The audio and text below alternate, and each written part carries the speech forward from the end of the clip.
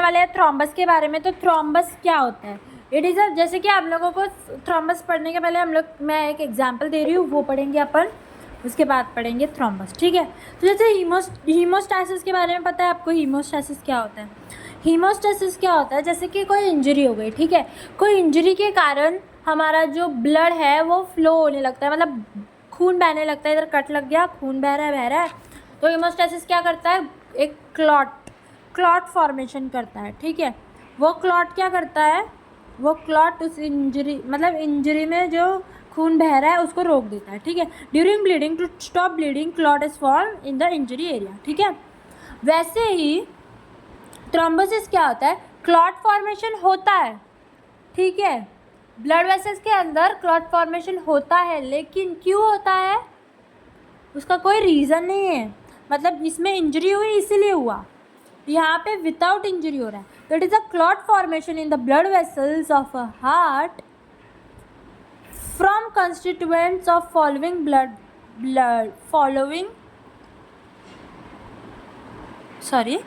clot is formed in the blood vessel of heart for flowing obstruction, flow of blood through circulatory system. देखो इसमें क्या होता है, यहाँ पे ब्लड फ्लो जो है वो यहाँ पे क्लॉट फॉर्म हो रहा है लेकिन विदाउट इंजरी हो रहा है, ये आपको याद रखना है, ठीक है। Haemostasis is a physiological process whereby bleeding is stop after injury, thus protecting the integration of vascular system after the tissue injury, ठीक है। अब थ्रोम्बोसिस क्या होता है? Thrombosis is the formation of the blood clot inside a blood vessel or a heart from constituents of flowing bloods obstructing the blood of the flow through the circulatory system, okay, समझा। अब pathological process होता है ये clot formation का without injury. तो इसमें वर्चाउस thread देखेंगे, इसमें 3 चीज़ें आएंगी। एक होगा अपना एंडोथेलियल इंजरी, इसी के अंदर आता है एंडोथेलियल डिसफंक्शनिंग, पहला हो गया एंडोथेलियल इंजरी और डिसफंक्शनिंग। उसके बाद alternation of normal blood flow and third is hyper coagulability. ऐसे आपको लिखना है, ये वाला क्वेश्चन बहुत बार पूछने आता है वर्चाउ थ्रेड्स के नाम से, ठीक है। तो एंडोथेलियल इंजरी में हम लोग क्या देखेंगे? एंडोथेलियल इंजरी जो होती है वो 2 रीजंस के कारण हो सकती है, एक फिजिकल इंजरी हो सकती है और एक एंडोथेलियल डिसफंक्शनिंग हो सकता है। एंडोथेलियल डिसफंक्शनिंग जो है उसके बारे में हम लोग आगे पढ़ने वाले हैं। तो हम लोग ये 2 कॉज के बाद आगे बढ़ते हैं कि एंडोथेलियल जो सेल इंजरी है वो किसको प्रमोट करता है? जैसे कि अभी इंजरी हो गई तो हम लोग ने देखा था ना कि प्लेटलेट का एडेशन होता है, वहाँ पे एग्रीगेशन होता है उस साइड पे। तो एंडोथेलियल इंजरी वही प्रमोट करेगा, एडेशन ऑफ प्लेटलेट्स को प्रमोट करेगा इंजरी की साइड पे। ये किसके कारण होता है? ये सब होता है डायबिटीज़ मलाइटिस के कारण, आर्टेरियल डिजीज़ के कारण, हाइपरटेंशन और सिगरेट स्मोकिंग के कारण ये सारी चीज़ें हम लोग को देखने को मिलती है, ठीक है। अब एंडोथेलियल डिसफंक्शनिंग क्या होता है? एंडोथेलियल डिसफंक्शनिंग के वजह से मतलब वो प्रॉपरली फंक्शन नहीं कर रहा, उसकी वजह से क्या होता है? डिस्टर्बेंस होता है बिटवीन प्रोथ्रोम्बिन और एंटी थ्रोम्बोलिटिक्स एक्टिविटी में।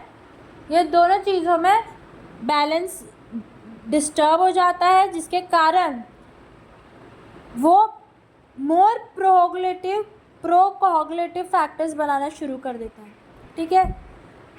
उसके बाद नॉर्मल ब्लड फ्लो की बात करते हैं, alternation of in normal blood flow. जैसे नॉर्मल ब्लड फ्लो रहता है वो एक्सियल रहता है, मतलब सेंटर में ही ब्लड फ्लो कर रहा है, एंडोथेलियल टिश्यू के वो टच भी नहीं करता लेकिन सेंटर में करता है। तो उसमें क्या होता है? टर्बुलेंस हो रहा है। इसका कॉज क्या है? अल्टरनेशन का टर्बुलेंस हो गया। टर्बुलेंस क्या करता है?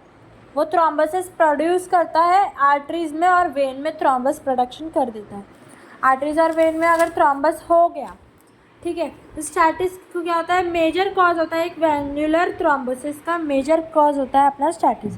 अब स्टैटिस और टर्बुलेंस जो होता है वो प्रोड्यूस करता है थ्रोम्बस। क्या करता है फिर? वो थ्रोम्बस प्रोड्यूस होने के बाद क्या होता है? वो प्रमोट करता है एंडोथेलियल इंजरी को, प्लेटलेट के एक्टिवेशन को, और वो प्रोकोगुलेटिव एक्टिविटीज़ भी बढ़ा देता है, जो प्लेटलेट को पूरा एंडोथेलियल के कांटेक्ट में लाता है। जैसे अभी यहाँ पे ब्लड फ्लो हो रहा है, ब्लड के अंदर प्लेटलेट्स, और मैंने बताया था कि यहाँ पे एंडोथेलियल है, यहाँ पे ब्लड फ्लो हो रहा है, तो उनका कुछ यही नहीं है, मेल ही नहीं है, बट यहाँ पे क्या हो रहा है, ये प्लेटलेट्स को एंडोथेलियल के कांटेक्ट में ला रहा है, तो यही करता है, ठीक है। हाइपरकोआगुलेटिव की बात करते हैं, तो hypercoagulative is defined as a systemic disorder associated with increase the tendency to develop the thromboembolism. तो इसमें क्या होता है, जैसे कि हाइपर मतलब ज़्यादा कोआगुलेटिव, ज़्यादा कोआगुलेशन हो रहा है, तो ये सिस्टमिक डिसऑर्डर होता है। और ये क्या एसोसिएटेड करता है, ये टेंडेंसी जो होती है ना, मतलब ये it is a tendency to develop thromboembolism करवाता है ये, ठीक है। प्रोलॉन्ग बेड रेस्ट, ओबेसिटी और सिगरेट स्मोकिंग के कारण ये सारी चीज़ें होती है। उसके बाद टाइप्स ऑफ थ्रोम्बस देखेंगे, तो म्यूरल थ्रोम्बस होता है और एक होता है ऑक्लूसिव थ्रोम्बस।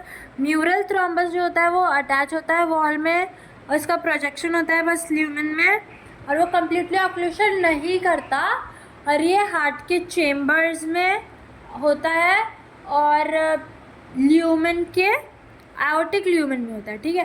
अब ऑक्लूसिव की बात करेंगे तो प्रॉपर पूरा ऑक्लूशन करा देता है ल्यूमेन का ब्लड वेसल को में, और ये ब्लड फ्लो प्रिवेंट करता है। ब्लड फ्लो प्रिवेंट करने की वजह से क्या होता है, और ये यूजुअली ऑकर होता है हमारे वेन में और स्मॉलर मीडियम साइज़ के आर्टरी में। ब्लड फ्लो प्रिवेंट करने की वजह से हमारे ऑर्गन को नहीं मिल पाता और जिसकी वजह से ही होता है, ठीक है।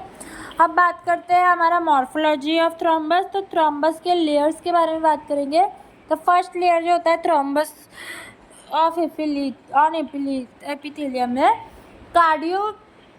एंडोकार्डियम में एक प्लेटलेट एंडोकार्डियम एक प्लेटलेट की लेयर है, ठीक है। अब उस प्लेटलेट की लेयर के ऊपर हमारा एक फिब्रिन आ जाएगा, ठीक है। अब फिब्रिन जो है वो क्या फॉर्म करेगा, फिब्रिन जो है वो लैमिना को फॉर्म करेगा। उसके बाद लैमिना जो है वो एनास्टोमोसिस करवाता है, जिसकी वजह से कोरल स्ट्रक्चर फॉर्म होता है, ठीक है। अब लाइन ऑफ ज़िनाक की बात करेंगे तो इसमें हम लोग को देखने को मिलता है ये एक माइक्रोस्कोपिक और ग्रॉस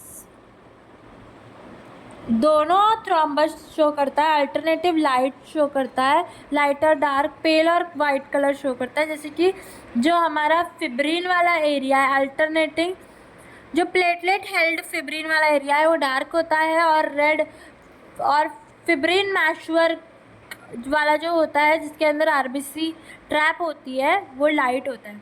तो ये जो अल्टरनेटिंग लैमिनेशन होता है राइट और डार्क का, उसको हम लोग लाइन ऑफ ज़ेहेंस बोलते हैं, ठीक है। अब हम लोग डिफरेंस बिटवीन देखेंगे आर्ट्रियल और वेनस के बारे में, ठीक है। आर्ट्रियल थ्रोम्बोसिस जो है वो इंजरी करवाता है एंडोथेलियम में और वो टर्बुलेंस होता है, और दूसरा वाला जो होता है वीनस वाला वो स्टैटिक होता है। इसमें हम लोगों का ब्लड फ्लो जो होता है रैपिड होता है, इसमें स्लो होता है क्योंकि इसमें म्यूरल थ्रोम्बोसिस देखने को मिलता है और यहाँ पे ऑक्लूशन वाला देखने को मिलता है। ये सारी कोरोनरी आर्टरी, सेरेब्रल आर्टरी और अपना आउटिक फिमोरल आर्टरी ये सारी इसमें आती है, और डीप वेन आता है और हमारा सुपरफिशियल वेन वगैरह सब इसमें आता है, लेग ऑफ वेन्स। उसके बाद ये ग्रे और वाइट कलर का हम लोग कलर दिखाती है, रेड ब्लू कलर दिखाती है।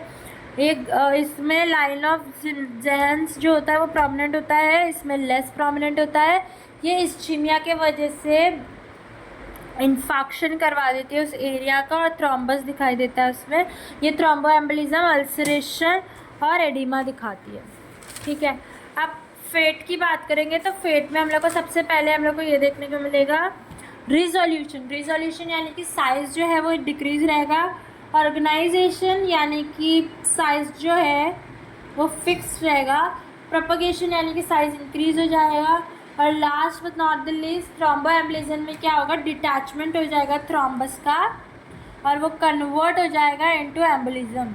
तो ये था हमारा थ्रोम्बोसिस।